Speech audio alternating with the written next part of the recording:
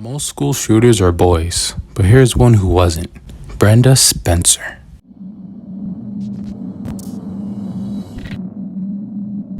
Brenda was 16 years old in 1979, and she lived in extreme poverty with her dad. They both slept on a single mattress on the floor in the living room, surrounded by liquor bottles from her father's alcoholism. Although she was extremely talented in photography, she even won first place in a Humane Society competition, but when it came to academics, she was vastly uninterested. Teachers often reported that she would fall asleep in class.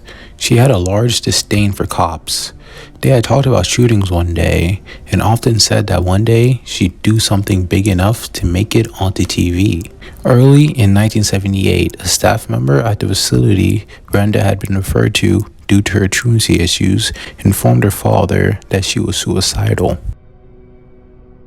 That summer, she was arrested for shooting out the windows of an elementary school across the street from her home, Grover Cleveland Elementary, and for burglary as well.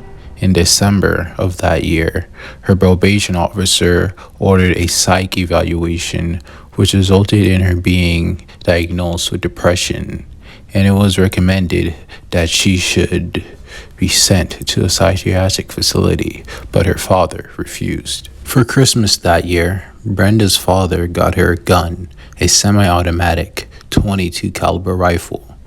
She was later quoted saying that she had asked for a radio and instead he got her a gun. When asked why she thought he might have done this, she said that she thought he wanted her to kill herself. Early morning on January 29th, 1979, Brenda took aim at Grover Cleveland Elementary School across the street and started firing at students waiting to be let into the gate. She injured 8 children and killed the principal and the custodian. Police prevented further casualties by moving a garbage truck in front of her home, preventing her from being able to fire further shots. After she fired her weapon 30 times, she barricaded herself at home for hours. During this time, she spoke on the phone to the San Diego Union Tribune newspaper, who had been calling random numbers in the neighborhood. When asked why she shot up the school, she said, "I don't like Mondays. This livens up my day." She told police negotiators that she had shot at children because they were easy targets, and she also threatened to come out of her home shooting as well. She finally surrendered after being promised Burger King. But before we get into the aftermath of Brenda's actions, I just want to take a minute to talk about the amazing new website that I discovered, learn.uno.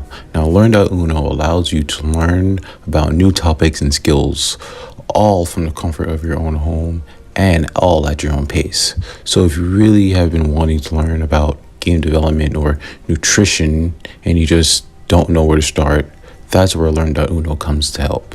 Not only does learn.uno introduce you to all these new topics, they also give you all the best possible resources for you to improve your learning, productivity, and motivation.